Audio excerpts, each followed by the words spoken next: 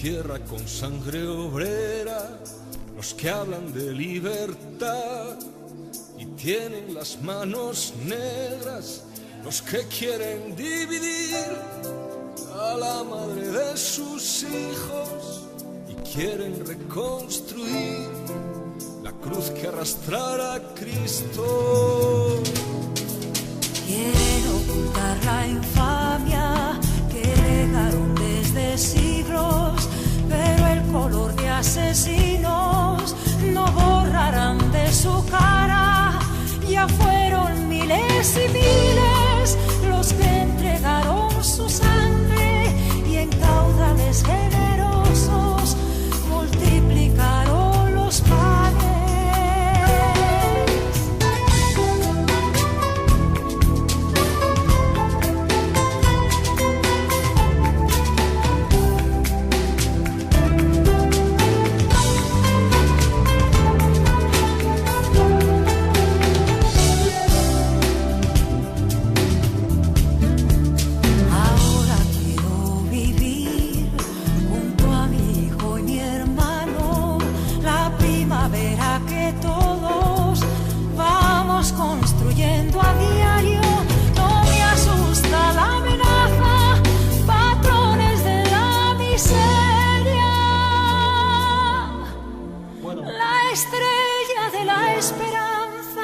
Muchas gracias por estar aquí.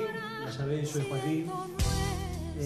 Sabéis que, y si no lo sabéis os lo explico, que lo que vamos a hacer hoy y mañana pues lleva todo un trabajo y una ilusión enorme, que hay aquí unas personas que están intentando movilizar, intentando dar visibilidad a lo que hacen, a los estudios que hacemos, a nuestra pasión por la investigación, por las personas que sufrieron la represión franquista, las personas que perdieron la vida en la guerra, es decir, por recuperar todo eso que es tan difícil a veces y llevamos tantos años intentando recuperar y que parece que cuesta ponerse adelante.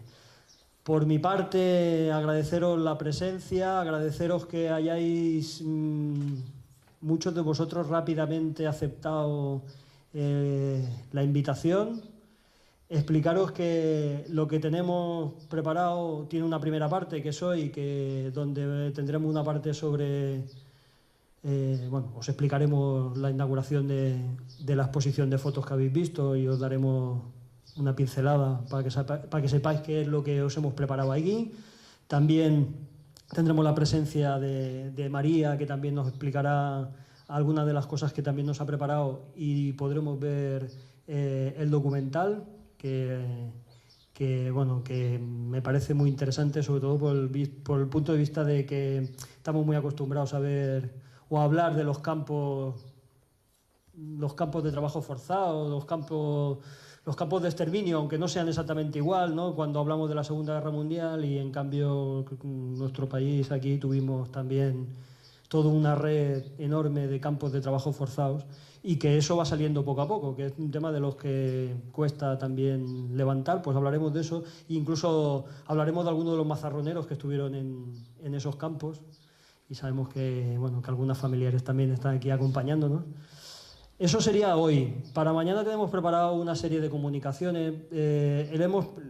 Hicimos una llamada a investigadores que conocíamos y a otros que nos han venido por la red que comenzamos a tener, pues una llamada sobre si están interesados esos investigadores a presentar lo que están haciendo, a tener un foro donde poder explicarlo, donde poder ponerlo. Sabemos que el mundo académico es un mundo muy concreto, donde sí que todo está muy estipulado y muy organizado, y en cambio cuando salimos del mundo académico de la universidad, pues estas cosas suelen costar mucho más de tirarla adelante. Hicimos una llamada y yo estoy muy satisfecho. Tenemos 5 comunicaciones mañana, todas están dentro del ámbito regional, local, comarcal, es decir, nos ceñimos a las investigaciones en Murcia, y eso también da mucha alegría porque el terreno es muy árido y muy desértico y no hay gente que esté o hay gente, pero parece que no se ven, ¿no? Entonces el hecho de que haya una llamada y que vengan, pues nos parece muy interesante. Está abierto a todo el público, que decir, no son unas charlas universitarias, sino está abierto a todo el público. Serán tanto por la mañana como por la tarde. Por la mañana tenemos, a ver si pasa. Por la mañana tendremos dos presentaciones que las llevarán una Floren y la otra Antonio, que hoy nos acompaña también aquí. Haremos una parada a mediodía y por la tarde tenemos otras 3 presentaciones en las que participará pues, Juan Antonio Fernández, Alfonso Cayuela y luego la última que presentaremos tanto Paqui como yo sobre represalia en Mazarrón. Bueno, está abierto a todo el público. Luego nuestra intención, con muchas ganas, es poder publicarlo, poder ponerlo en papel, que tenga acceso público, que se pueda tener en las manos. Todo lo que se ha presentado, esas 5 comunicaciones son novedosas, es decir, son temas que prácticamente en la región no se trabajan o no se han trabajado y que son puntas de lanza de la investigación, y eso es muy importante. Bueno, pues eso, sabed que estáis todos invitados, que quien quiera. Estaremos en una sala con aire acondicionado, no estaremos aquí, evidentemente, porque aquí solo se puede estar a partir de esta hora más o menos. Por la mañana y por la tarde no se puede estar aquí, pero estaremos en una sala y la intención es esa de mostrar eso, y luego nuestra intención dentro de nuestra asociación humilde es, pues si podemos publicarlo y darle un poquito de publicidad, pues mejor que mejor. Bueno, paso ya a lo que nos trae hoy. En primer lugar, supongo que ya habéis echado una ojeada entrando. Hay una exposición magnífica de fotografías que llegan hasta el otro lado de la sala. Es una exposición de Alfonso Cerón y José María González. Es una exposición que hicieron en el año 2015, si no me equivoco, y que ya las han expuesto en más de un sitio, en Murcia, en Alhama, en varios. Y es una exposición, si os fijáis, que tiene un tono, aparte del tono artístico, que es evidente, tiene un tono pedagógico que ellos nos van a intentar después darle explicarme un poquito esa pedagogía de por qué han hecho y cómo lo han hecho y qué intención tenían ellos a la hora de hacer una exposición fotográfica de este tipo, ¿vale? Si os parece, sin más preámbulos, pues podéis explicarnos qué es lo que vosotros habéis preparado y cómo. Muchas gracias. Gracias. Me voy a poner las gafas porque ya. Aquí. Bueno, en primer lugar, pues agradecer a la asociación la oportunidad de traer las fotografías y de estar aquí. Y decirle que esta exposición de lugares de memoria entre la cultura y la barbarie, hecha con mi compañero José María, pues son 2 visiones diferentes de un mismo lugar. Las fotografías, por razones de espacio, no están todas puestas, pero sí creemos que lo que hay da una visión de nuestro objetivo. Y ahora él les hablará un poco de las fotografías en sí. Yo quiero hablarle un poco del contenido y decirle que Auschwitz es el lugar donde están realizadas, pues es el campo de exterminio más famoso y el que se ha convertido pues un poco en el símbolo de todo el Holocausto, porque es el campo más grande de todos, es el campo mejor conservado, es donde hubo más víctimas, sobre 1,5 millones, y es un lugar donde también hubo más supervivientes, unos 7.500, que después pues se han dedicado muchísimos a escribir y a publicar el horror que allí vivieron. En realidad lo que nosotros conocemos como Auschwitz son 3 campos diferentes. Había un Auschwitz I, que era el centro donde estaba la organización de todos estos campos, que era un campo de exterminio a través del trabajo. Allí había mano de obra esclava, la gente llegaba y no solían vivir más de 3 meses por las condiciones de vida, de inanición, de castigos y de trabajo. Este es el más grande de todos y el que mejor se ha conservado. Luego había un Auschwitz II, Birkenau, que está a unos 3 kilómetros, y este campo no era de trabajo, era un campo de exterminio totalmente. Llegaban los trenes cargados de gente, les decía que iban a ducharse a las cámaras de gas y era un campo para exterminar directamente a la gente. Aquí en Birkenau murieron más de 1 millón de personas. Y luego había un tercer campo, el de Auschwitz III o Monowitz, que no se conserva prácticamente nada ni se puede visitar, que era un complejo donde había 47 minicampos o 47 zonas de alojamiento y eran mano esclava para diversas industrias alemanas. La más importante de todas es la IG Farben, era una industria petroquímica, sobre todo de caucho, y allí, bueno, pues trabajaban sobre unas 35.000 personas, de las que 25.000 perecieron. Y lo más importante, nosotros quería explicarle, porque el Holocausto es un tema que ya se ha tratado en todos los ambientes culturales. Entonces, ahora que vengamos nosotros a hacer aquí esta exposición, pues un poco por qué lo hacemos, por qué hemos hecho esto cuando ya está el tema muy, digamos que muy trillado. Nosotros visitamos el campo en el 2015 y nos causó una impresión pues muy profunda, igual que casi todo el mundo que va. Pero nosotros creemos que hoy vivimos en el mundo de la información, pero la información no es conocimiento, y nosotros estamos convencidos y cada vez más de que la gente en general no conoce el Holocausto, así como que no conoce la mayoría de temas de nuestra historia. Y nosotros sabemos que fueron asesinados en 4 años, entre el 41 y el 45, fueron asesinados 6 millones de personas. Esto es una tragedia de tal magnitud que tenía que haber sido suficiente para que la humanidad se hubiese vacunado contra este tipo de hechos. Y sucedió hace 70 años, que no estamos hablando de la prehistoria, pero es que después han seguido habiendo masacres pues en Camboya, en Timor, en Ruanda, en Bosnia, en Kosovo, en el Congo, en Darfur, y continúa habiendo tragedias. Nosotros sabemos que los genocidios no son accidentes históricos, no es algo inevitable, sino que responden a gobiernos, a personas que toman decisiones que van contra los derechos humanos y a perseguir a la gente. Y el Holocausto fue una empresa de Estado que estuvo legitimado por leyes y fue responsabilidad del Estado nazi. Y no se llegó al exterminio de forma directa, sino que hubo una serie de leyes a partir de 1933 hasta el 41, donde a una parte de la población alemana se le fueron privando progresivamente de todos sus derechos. Y mientras tanto, la mayor parte de la sociedad alemana miró hacia otro lado o incluso se beneficiaron de ellos. Entonces, nosotros sabemos que, o lo que intentamos hacer con esta exposición, es reivindicar dos cosas. Primero, la actualidad permanente que debe tener el Holocausto y la necesidad que tenemos de conocer la historia para aprender de ella. Todos los días en los medios de comunicación, ahora parece que ha bajado un poco, estamos viendo el drama de los refugiados. Hay fotografías que aparecen en la prensa que solamente les falta ponerle a los personajes un traje de rayas para recordarnos perfectamente el Holocausto. Y tenemos gobiernos, tenemos gobernantes en España, en Europa, que no hacen nada por evitar esto, que parece que lo ignoran y que les da igual.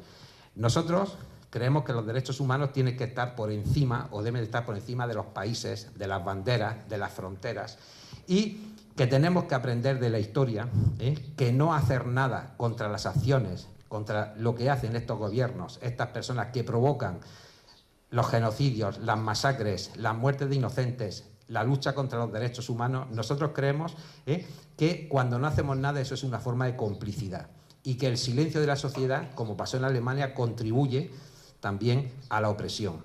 Por lo tanto, con esta exposición, que en todos los sitios que hemos estado hemos hecho especial hincapié en la educación. Por ejemplo, en Alhama, pues la mayoría de colegios y de institutos pasaron, hicimos visitas guiadas, explicativas, y donde tuvimos más de 600 escolares.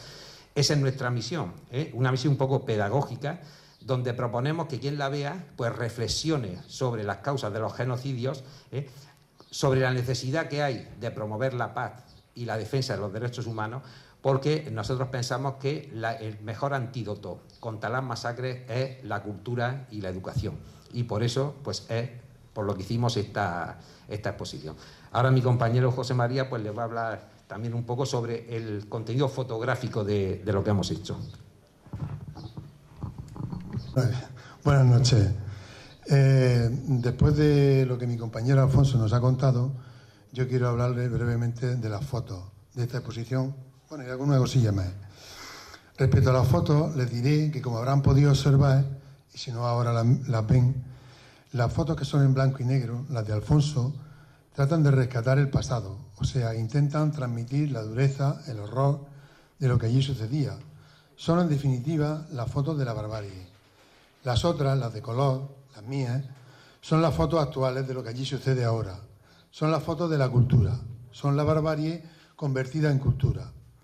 Dan la sensación de que están hechas unas en los años del terror y otras en la actualidad. Pero la verdad es que fueron realizadas hace un par de años con una diferencia de unos meses. Una en invierno y otra en verano. En una visita turística guiada y tan solo en unas horas. Alfonso me decía, a mí me estorbaban los cristales y la gente. Yo creo que Alfonso intenta encontrar en los detalles la clave de cómo pudo suceder aquello. Yo creo que el profundo silencio que destilan sus fotografías invitan a pasar de puntillas haciéndose las preguntas. Yo, por el contrario, intentaba con unas pocas imágenes sugerir con distancia, con respeto, gente reflejada en los cristales o mirando de reojo las ropas sagradas de los rabinos, lo que sucede hoy en Aubi. Cientos de turistas, nosotros mismos, visitando estos lugares convertidos en museos, donde algunos se hacen selfies con la horca móvil o con el horno al fondo. Las fotos en color, después de ver las otras de mi compañero, son un regreso a lo humano. Aunque en general tengo que decir que yo lo que vi fue una actitud bastante respetuosa durante la visita. Al principio la gente entra un poco así, como que no sabe dónde va, y luego cuando empieza a entrar en el tema, pues se van poniendo más serios y ya se van dando cuenta de lo que allí hay. Bien, Primo Levi dice de Aubi que aquello no ha sido pintado, ordenado, manipulado, convertido en un monumento nacional donde se exhiben miserables trofeos, gafas, pelos, peines, maletas, zapatos. Claude Lanzmann, en el documental de la Shoah, le pregunta a Paula Viren, una superviviente del campo, si no ha querido alguna vez regresar allí. Y ella le dice, lo he deseado a menudo, pero ¿qué vería allí? ¿Cómo afrontar aquello? ¿Cómo regresar a eso de visita? También están los que dicen que no se puede hacer poesía después de Aubi como adorno y tampoco ficción. Como por ejemplo, hay muchos que no están de acuerdo con la lista de Schindler porque es ficción. La controversia está servida. En este tiempo de la posfotografía, en este tiempo líquido, donde nada tiene consistencia y la fotografía mucho menos, se consume rápidamente y ya no se hace para durar. Ahora se hace para usar y tirar. Se hace una foto con el móvil y a los 5 minutos se borra. Nosotros pensamos que es necesario que las generaciones posteriores vean, aun con todos los defectos, aquello y reflexionen sobre lo que allí y en otros lugares sucedió. Estas fotos son nuestra pequeña contribución. Birkenau es el mayor cementerio del mundo. Cuando llueve, las aguas arrastran las tierras y empiezan a salir los restos humanos y tienen que volver a rellenar. Están todos ahí. Y dados los tiempos que corren, como dice mi compañero Alfonso, con los migrantes, los refugiados y las decisiones que toman los gobiernos quitándose los muertos de encima, nunca mejor dicho, y mandándolos a Turquía por un precio módico, nos gustaría acabar con este poema que todos conocemos que dice: primero vinieron a por los comunistas, pero como yo no lo era, pues no hice nada. Luego vinieron a por los sindicalistas, más tarde a por los judíos, luego a por los gitanos y luego vinieron a por mí, pero como ya no quedaba nadie podía defenderme. Muchas gracias.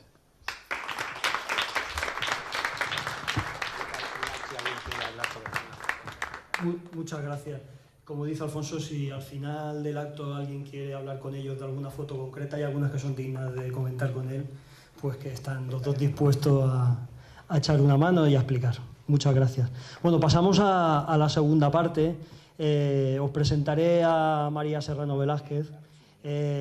A través de un contacto pues nos llega la posibilidad de que María pueda presentarnos su último trabajo, que es un documental. Os presentaré a María. María es periodista, ha centrado su labor profesional en los proyectos culturales, sociales, relacionados siempre con la memoria histórica.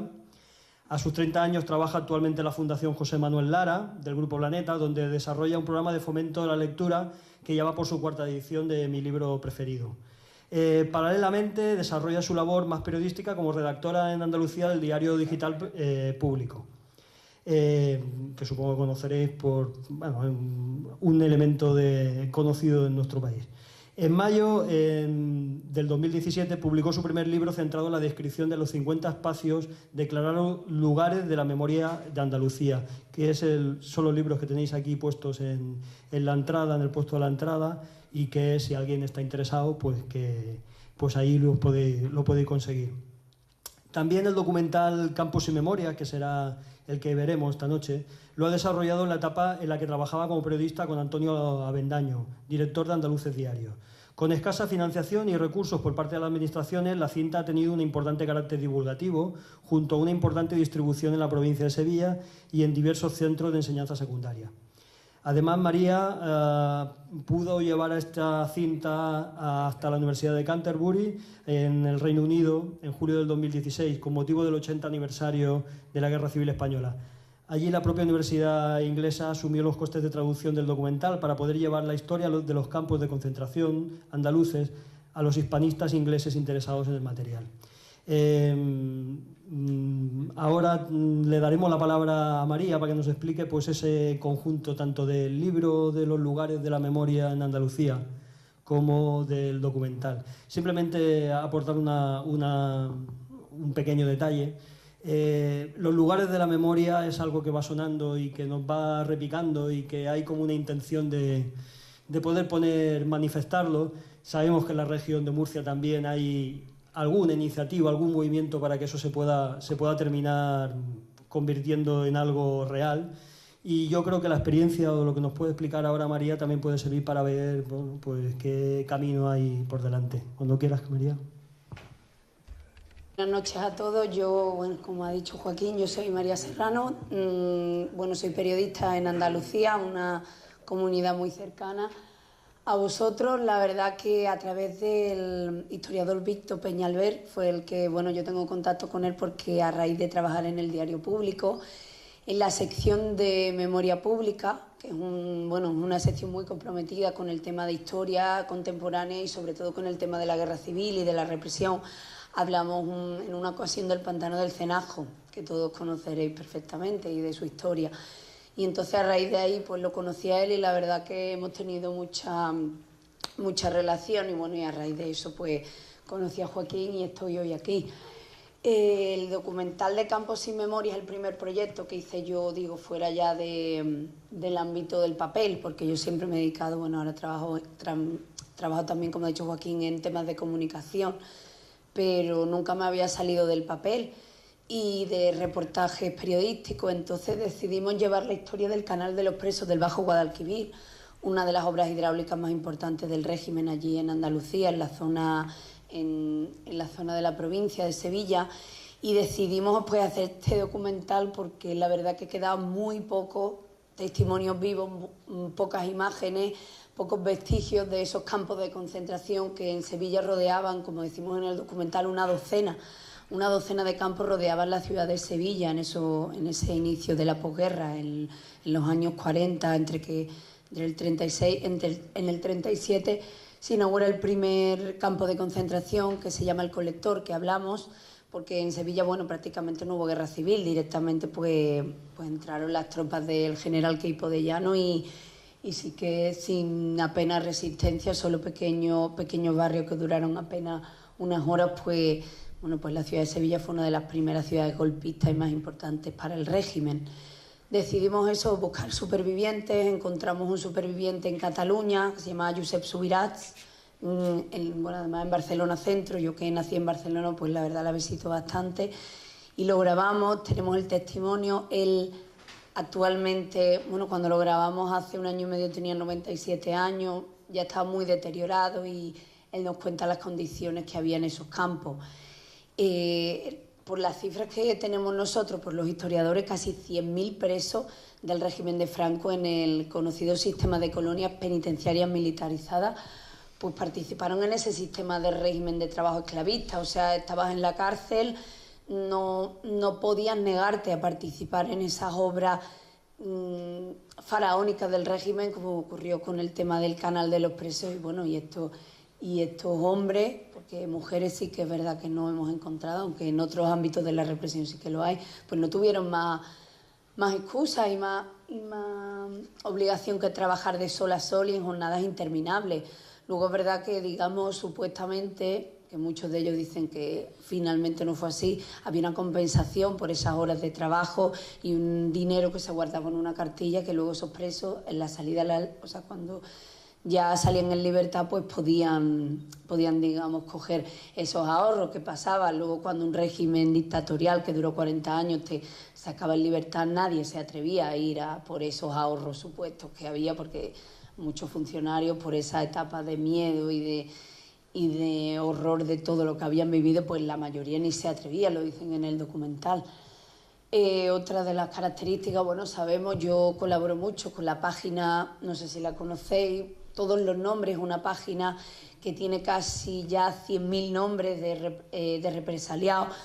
Cecilio Gordillo, representante del grupo del sindicato CGT allí en Andalucía, un grupo muy fuerte que se dedica a eso, al tema de la búsqueda de datos, de la búsqueda de fichas de tantísimos desaparecidos, que a día de hoy, un dato muy curioso es que menos del 20% está registrado como muerto en los registros civiles.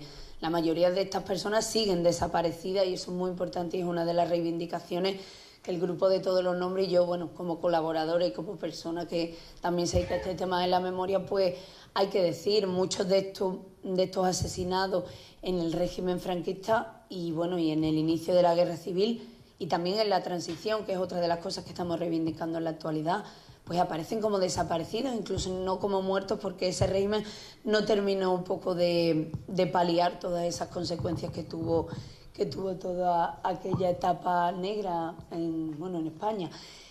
Luego, este canal de los presos del Bajo Guadalquivir, en el que se centra el documental de Campos sin Memoria, está encuadrado dentro de un decreto ley en la Junta de Andalucía como uno de los lugares de la memoria de Andalucía.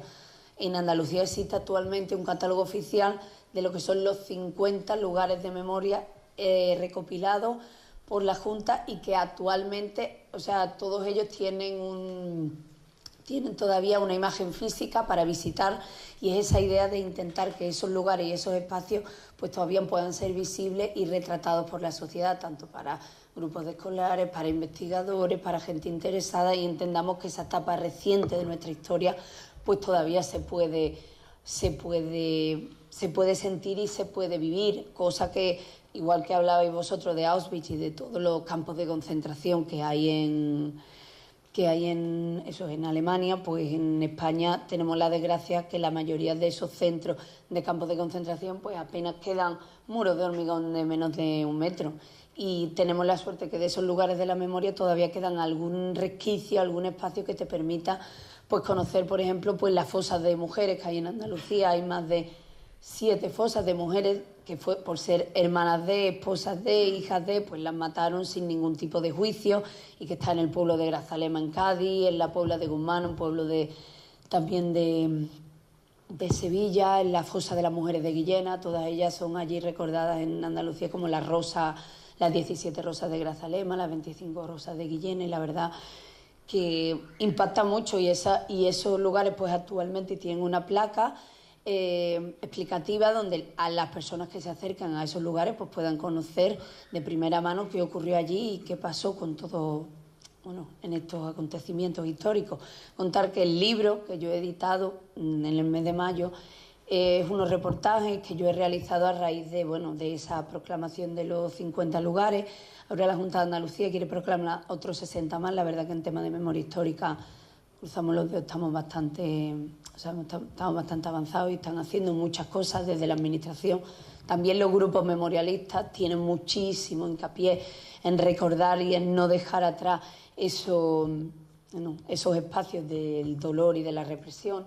Y entonces quisimos crear, si el libro lo podéis ver fuera, tiene como unos pequeños acuarelas que digamos que hacen un poco alusión a esos espacios, que todos ellos son reales, no es ni alegoría a esos lugares, sino son espacios reales.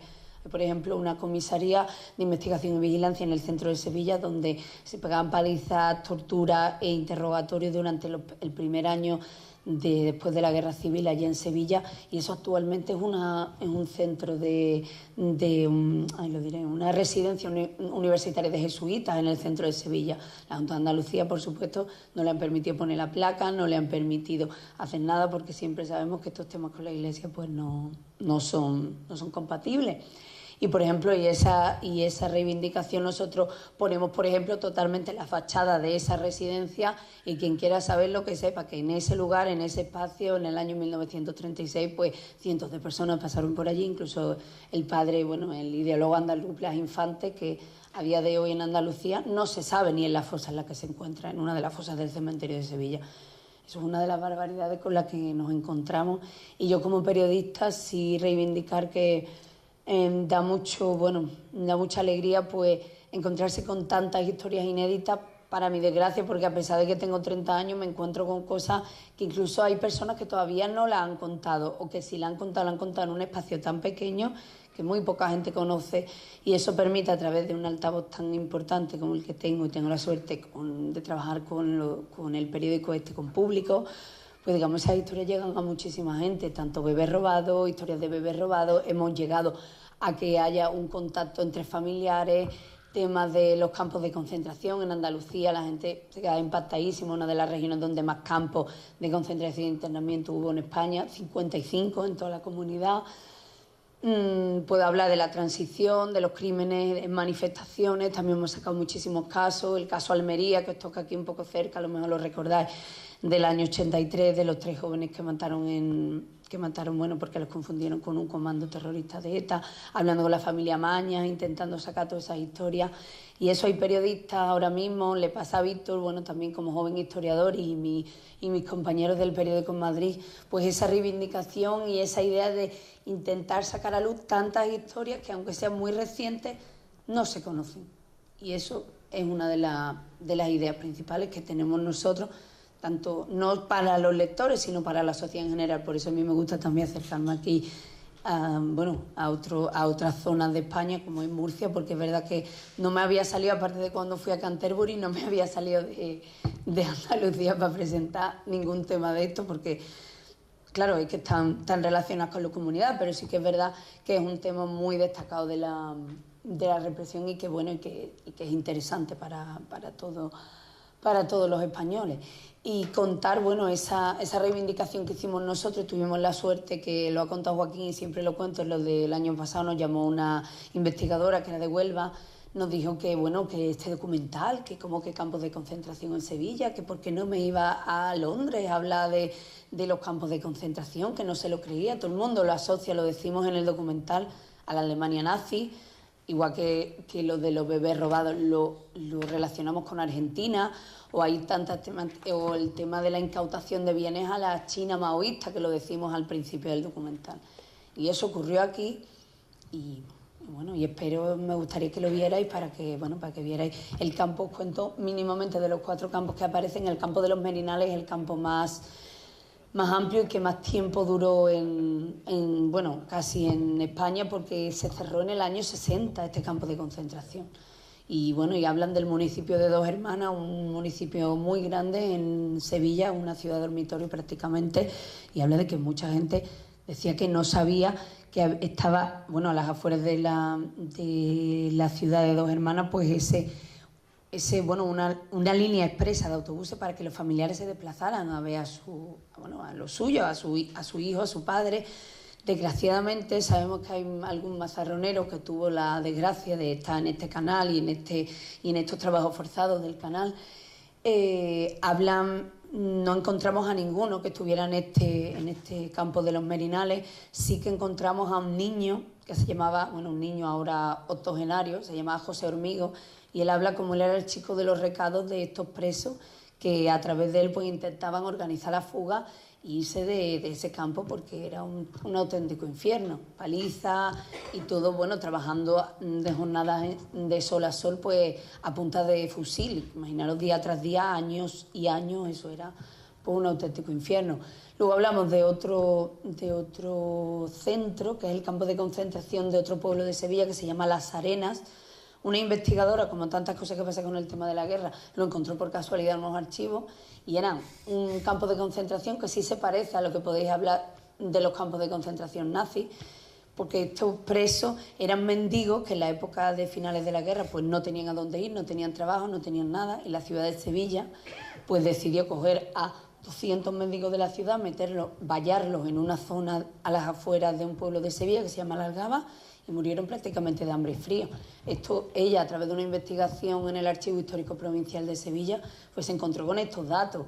Nos encontramos incluso que uno de los familiares era ministro del anterior ministro de Educación, Juan Ignacio Bert, el del Partido Popular. Tenía un familiar en este campo de concentración de las Arenas. Había portugueses que se habían quedado en ese final de la guerra allí, un poco, pues digamos, recluidos en España. Había también gente de Marruecos y esta gente murieron de hambre y frío, y tú vas a la propia Algaba y a día de hoy nadie se atreve a hablar incluso de ese campo de concentración que estaba, bueno, a 1 kilómetro del pueblo. Incluso la gente tiene allí un dicho que dice: eres más malo que Baltasar, porque Baltasar era el director del campo de concentración.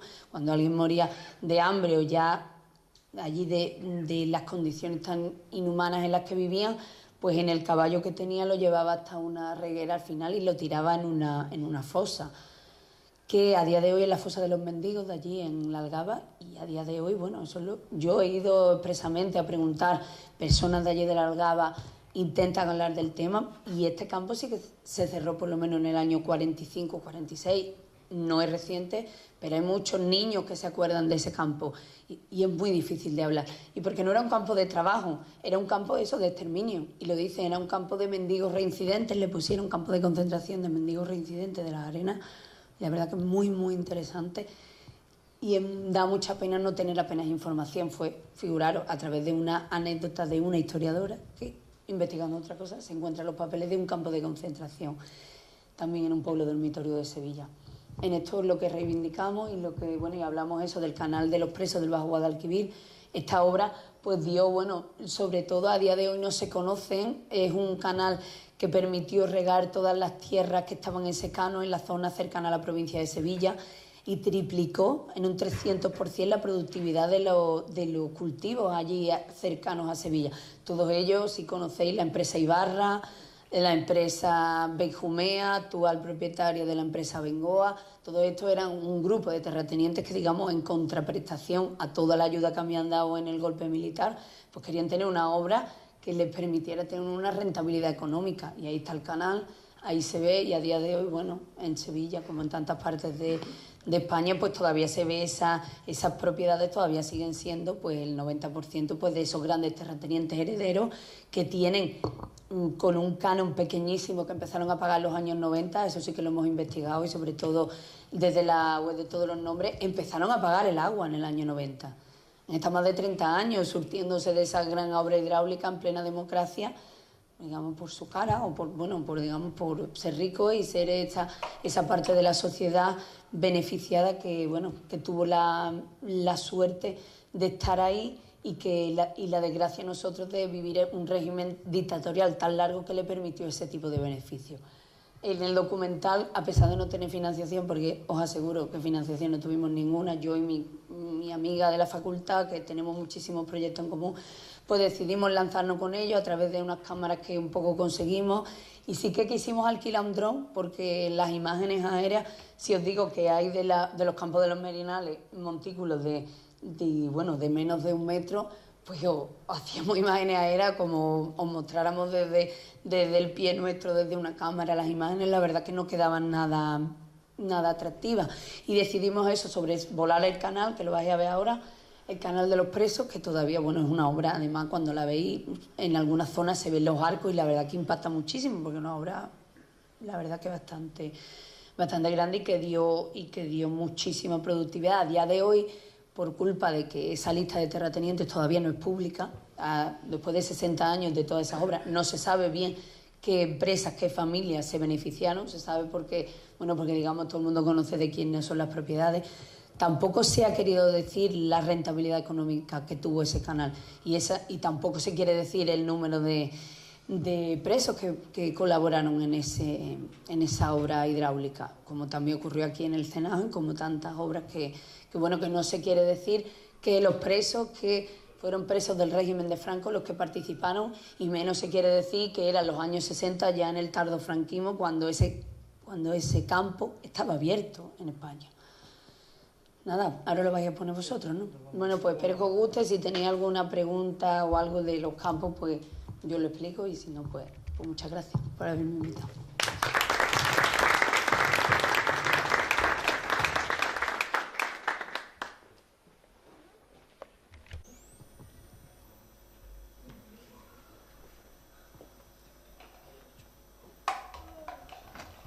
Bueno, es impresionante el documental.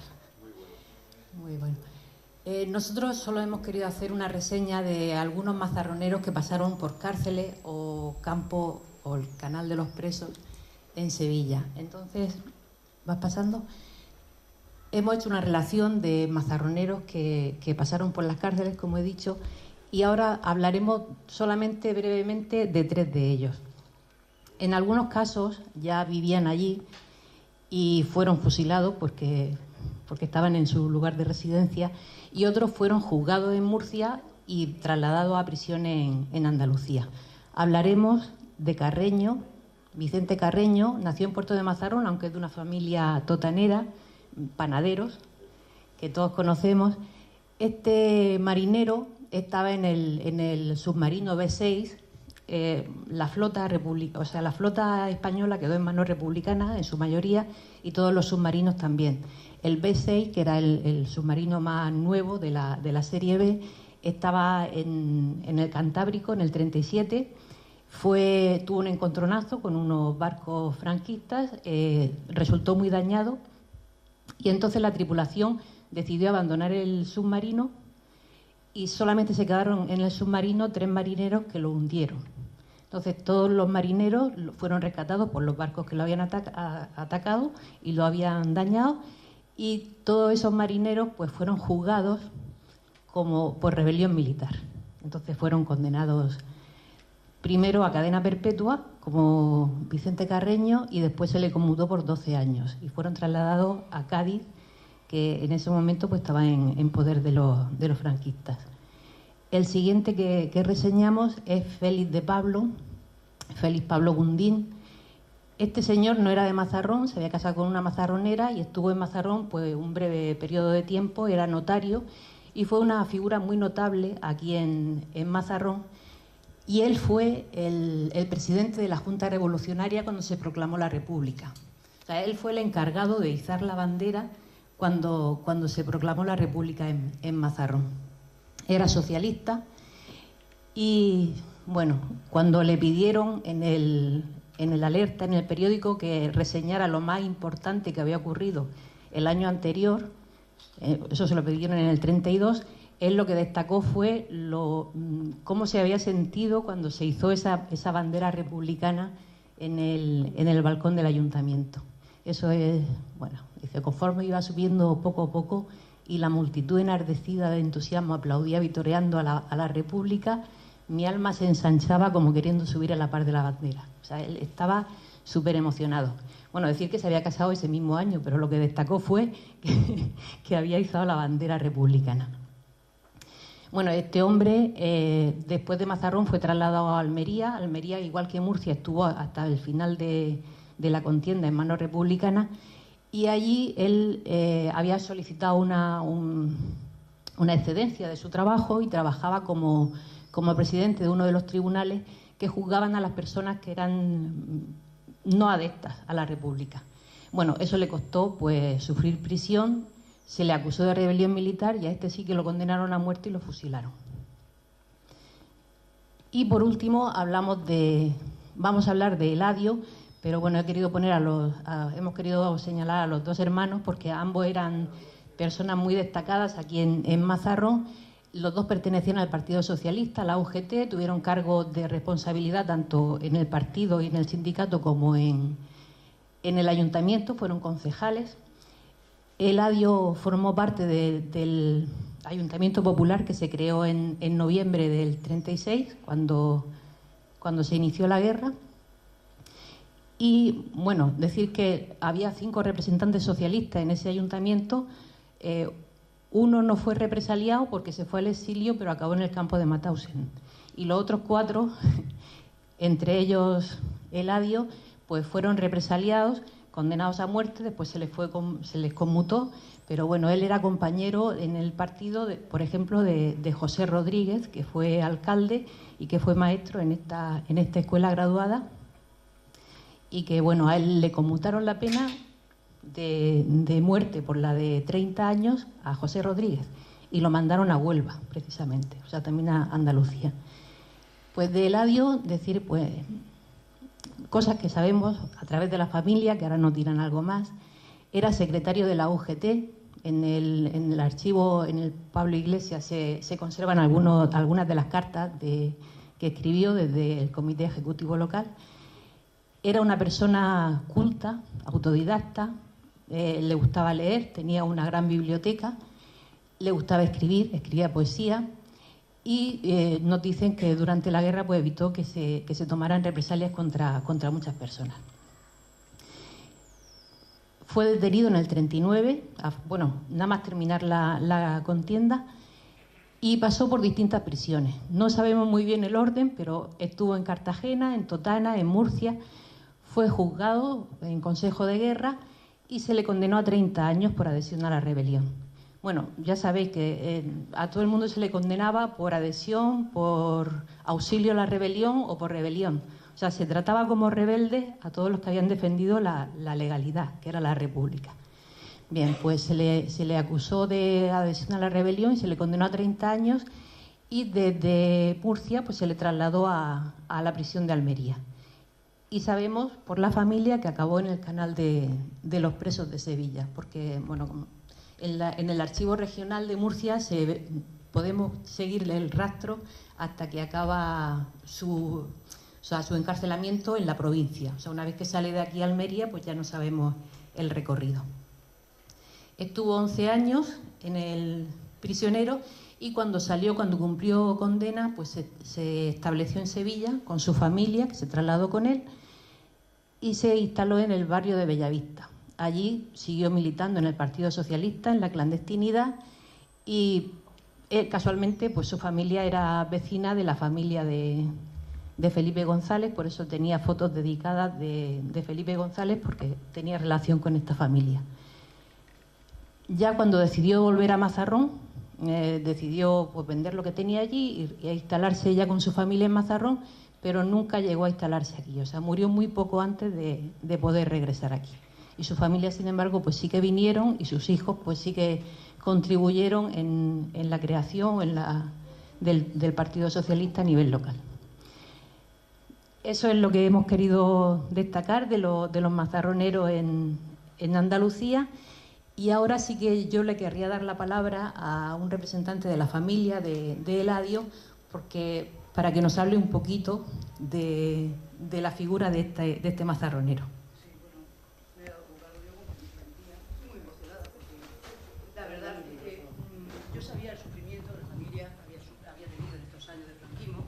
Como mi padre, mis tíos habían estado pues, en esa situación sin el padre tantos años, pero aún sabiéndolo, os puedo asegurar que me ha emocionado tremendamente el vídeo y que me alegro mucho, Paqui, que cosas que yo iba a decir que hayas dicho tú, porque es que no tengo fuerzas para haberla dicho. Estoy súper emocionada. El tema que yo quería hablar de mi abuelo, que ya, como tú te he dicho, ya has hecho el tema de la cárcel, donde estuvo, pues bueno, me lo has evitado. Pero yo sí quería hablar un poco como era como persona. Yo quería hablar de un hombre bueno. Y eso, si me permite, lo he traído porque quería ser breve. Tú sabes que nosotros tenemos la costumbre de enrollarnos y por eso me había traído unas anotaciones para ceñirme a eso. Pero va a ser mucho más breve por lo que te he dicho, porque tú me has hecho un gran trabajo diciendo cosas que yo no sabía si le iba a decir y la tenía preparada. Mira, para nosotros lo más importante, me voy a sentar si me permite, para nosotros lo más importante fue su herencia. La integridad, la moral, la ética, la generosidad con los demás, su manera sencilla de vivir, el saber dar valor a las cosas importantes de la vida, es un legado que nos devalúa y nos hace sentirnos tremendamente orgullosos de él. Esto era lo que nosotros hemos vivido con mi padre, mi tío, mis tías, que por cierto queda solamente una hija, la menor, que nació cuando salió en libertad. Y bueno, pues sí quiero hablarlo, como he dicho, de un hombre bueno. En lo personal, era hijo de Francisco y de María, era hermano de Juan y de Sisto, que habéis nombrado también ahí, y hermano de Francisca. Tuvo 4 hijos, como he dicho, y bueno, casó con una mujer extraordinaria, Sebastiana Miralles Zavala, que estuvo a la altura de las circunstancias, trabajando, cuidando a sus hijos, visitando semanalmente a su marido en prisión, con un hijo de 8 años que se llevaba andando de Cartagena a Mazarrón y de Mazarrón a Cartagena, dejándose otro de 5 años solo en casa con una hermana de 2 años. Y bueno, esa fue la situación que ellos estuvieron viviendo durante la guerra aquí. Después, como ha dicho Paqui, lo trasladaron, se fue a Sevilla, bueno, lo mandaron de Almería a Sevilla y tal, y allí él sabía, fue conocedor de que los presos políticos podían trabajar como libres al terminar la condena. Preparó unas oposiciones que aprobó y se quedó trabajando en las oficinas de la empresa de colonias penitenciarias militarizadas, hasta que ya se jubiló y, deseoso, como decías tú antes, de venir a su pueblo, pues en el 61 la vida nos vuelve a jugar una mala pasada y él fallece. Aquí no estoy siguiendo el guión que llevo y creo que me voy a perder, como te decía antes, a divagar demasiado. Pero bueno, lo intento. Te he hablado de cómo era, pero hay una cosa que, bueno, he dicho que era autodidacta. Nosotros, yo por el cariño que le tengo, el respeto, no podría hablar de mi abuelo, pues como, no sé, libremente. Está la parte afectiva. Y he querido traer, no sé si se oye sin esto, porque a mí esto es que me molesta un poco. Sí, no, si no es por eso, es por el tema del ruido. Bueno, pues yo he querido traer el testimonio de un escrito que mandó Juan Duarte, que es conocido aquí en el pueblo, cuando falleció mi abuelo. Y en esa carta que él nos mandó a nosotros, a la familia, describe cómo era, pero también a nosotros nos sirve para saber qué tipo de persona era Juan Duarte, al mismo nivel, persona extraordinaria. Y os voy a leer, si no me importa, va a ser muy poco tiempo, no voy a tardar más de 5 minutos en todo, lo que dice. Dice: mis queridos amigos, os saludo con afecto fraternal, deseando para todos vosotros y para vuestras respectivas familias los mejores bienes del mundo, siempre rodeados por el amor sincero, el cariño fraterno y el mayor grado de bienestar. El motivo de la presente carta es significado que, trasteando entre tanto papel como guardo, he encontrado una carta de un valor inmenso, tanto histórico como moral y sentimental, y se trata, como veis, de una carta que vuestro querido padre, que en paz descanse, me mandó desde Sevilla poco antes de morir, cuando tantas ilusiones se hacía sobre el futuro. No voy ahora, queridos amigos, decía Juan Duarte a mi padre, a mi tío, a mis tías, no voy ahora, queridos amigos, a repetiros que mi amistad con el buen Eladio Pérez Martínez estaba fundida en el yunque del trabajo, en la mutua comprensión, en el anhelo de un mundo mejor basado en la solidaridad humana, la justicia, la razón y la fraternidad leal entre los seres humanos. Gran persona fue en vida vuestro padre, por eso todo el mundo lo quería, pues con su sonrisa franca, cariñosa, se captaba el afecto de sus conciudadanos. Decir Eladio Pérez Martínez era nombrar la esencia de la hombría de bien, el símbolo del hombre justo en toda la extensión de la palabra. El día que nuestro común paisano y amigo me notificó el fallecimiento del hombre que tanto admiré y quise, lloré como un chiquillo. Y aquí dejamos las palabras de Juan Duarte, que continúan, pero las dejamos aquí. Y iba a hablar yo, tenía el guión, de la actividad política, que ya es lo que Paqui ha comentado. Entonces, bueno, pues a partir de ahí, bueno, paso por las cárceles y tal, y posteriormente trasladado a Almería a Sevilla, también lo has dicho, con lo cual lo seguimos saltando. Y bueno, el tiempo vivido en la prisión no le hizo mermar en absoluto, vamos, ni lo más mínimo, en sus ideas socialistas. Desde el primer momento en que sale a la calle, se vuelca en ayudar a los vecinos del barrio en que vivía. El barrio, como ha dicho Paqui, de Bellavista, que era el barrio donde todos los presos políticos salían en libertad y era llamado Barrio Rojo. Sale a la calle y se vuelve a ayudar a los vecinos del barrio en que vivía en peores condiciones que ellos, recolectando dinero para la familia de los presos que no tenían para llevar a su casa porque estaban los padres allí, y trabajando por todo aquello. Y empieza a formar parte de un reducido grupo de socialistas que se reunían en la calle San Vicente de Sevilla, en los talleres de una condesa o algo así, era una noble, donde trabajaba el abogado socialista Francisco Navarro. Allí tenía el escondite donde podían hacerlo sin que fuera visto públicamente. También allí se reunía, aparte de mi abuelo, Francisco Navarro, un tal Alfonso Fernández Torres, también abogado, que fíjate las represalias que tenían, él trabajaba en un garaje. Todos estos que eran abogados y eran socialistas trabajando pues, en un garaje, en un taller, de esa manera.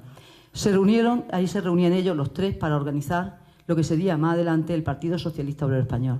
Ya por los años 60 empezaron a militar allí jóvenes socialistas que fueron los líderes de los años 70.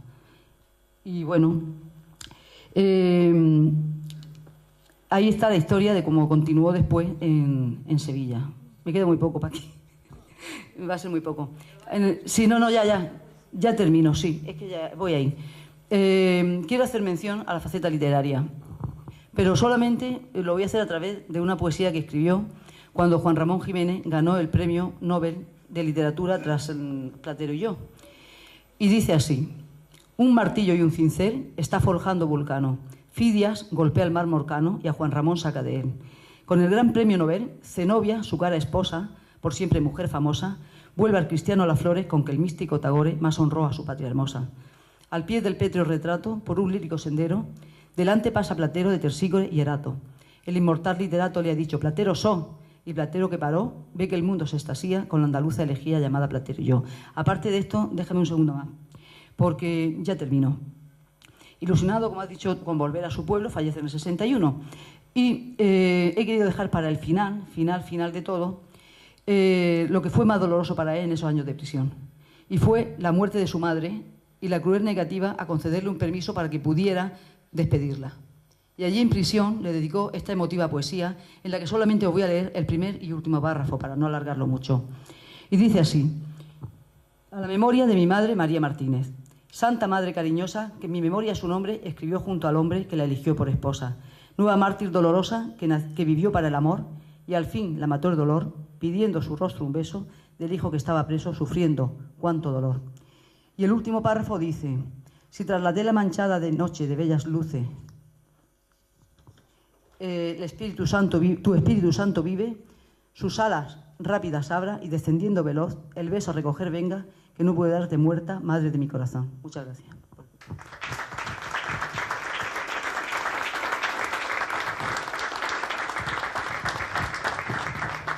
Y quería mencionar, has hablado de Víctor Peñamel y del esfuerzo que desde las distintas instancias de la memoria estamos haciendo en Murcia para algo que vosotros ya tenéis hecho y que apoyan incluso las instituciones andaluzas, que es hacer una especie de cadena, digamos, de lugares de la memoria.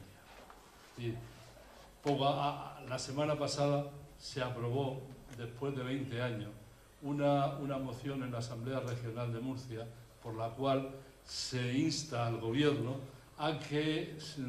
a presentar un proyecto de los futuros lugares de la memoria. Esto no ha sido posible hasta ahora, hasta que el Partido Popular nos ha quedado en minoría y ya no puede vetar este tipo de cuestiones.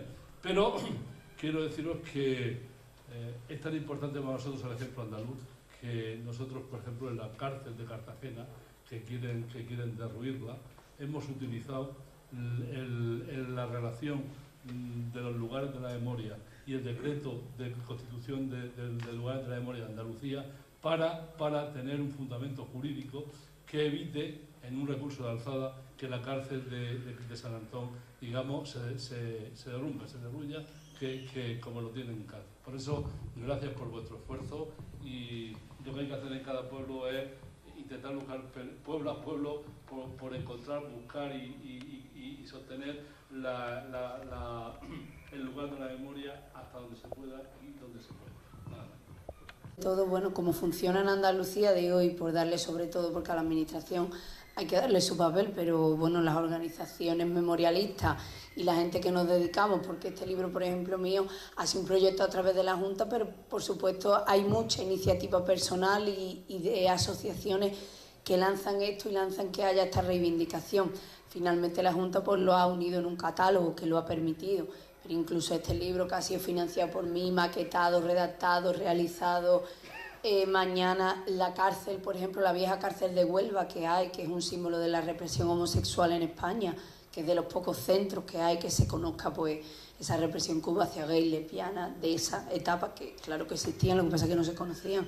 actualmente es un nido de ratas, es un vertedero, y es la propia gente la que saca, digamos, esa basura y esa identidad para que eso no se caiga. También conozco dos estudiantes de aquí de Murcia que sacaron, Blanca y la otra era Janet, creo, hicieron el documental de la cárcel vieja de Murcia. Yo las conocí también por teléfono, y muchas veces hay que reivindicar eso, el tema de que si no llegase a asociaciones como Sale Cecilia Gordillo, como estos historiadores que hicieron un libro enorme que salió en Crítica, que es el libro del Canal de los Presos, que no sé si conocéis, un libro muy importante. Es una iniciativa primero privada, luego la Junta ha reconocido, ha creado esa Dirección General de Memoria, pero sin la gente de abajo eso no sería posible. Eso sí que te... Es que, no, digo por eso, porque tanto que se mete la gente con la allí en Sevilla, que parece que la Junta, por supuesto, tiene un papel muy importante, yo no se lo voy a quitar, pero si no hubiera ese colectivo y ese tejido social memorialista, no hubiera sido posible todo eso. Muy bien. Sí, Alfa. Y a socaire de los campos de concentración, yo quisiera decir que el campo de concentración más próximo que hubo a Mazarrón, que fue en esta comarca, fue precisamente el campo de concentración de Totana.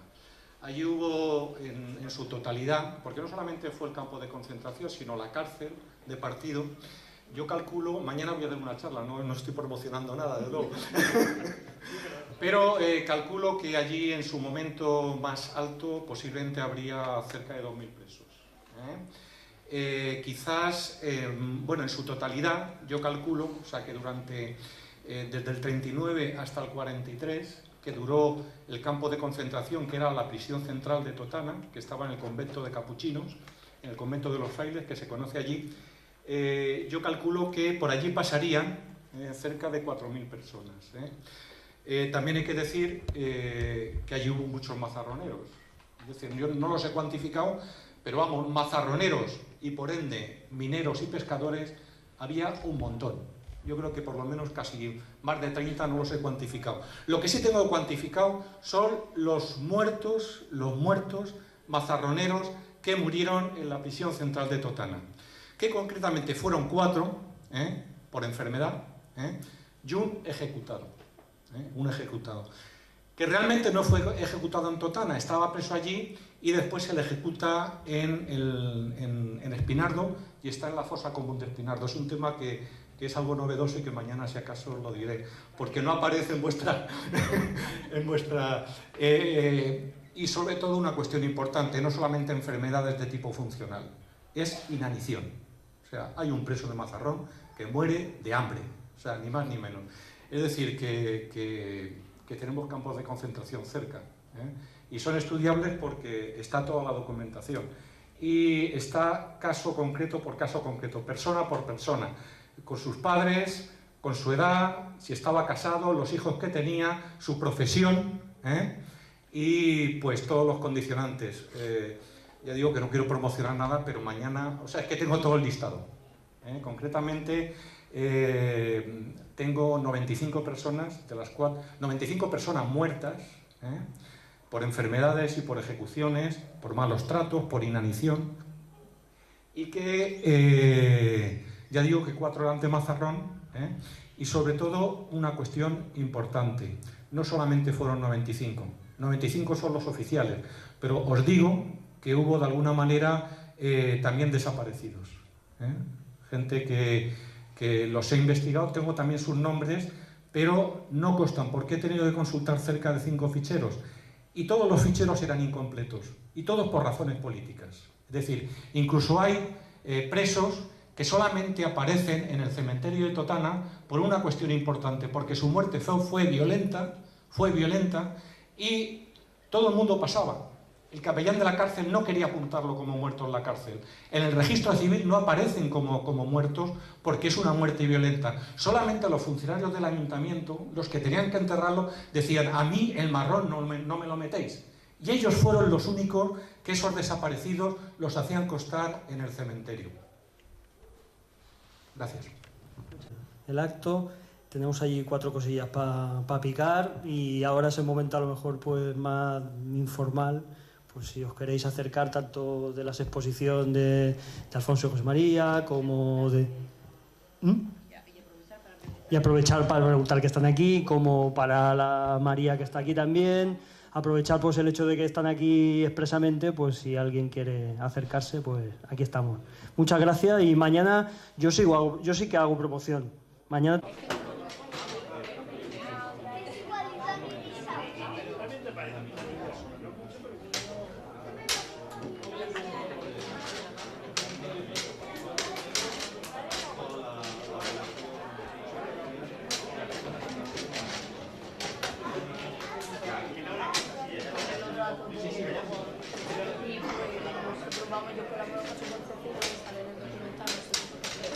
De la web de todos los nombres.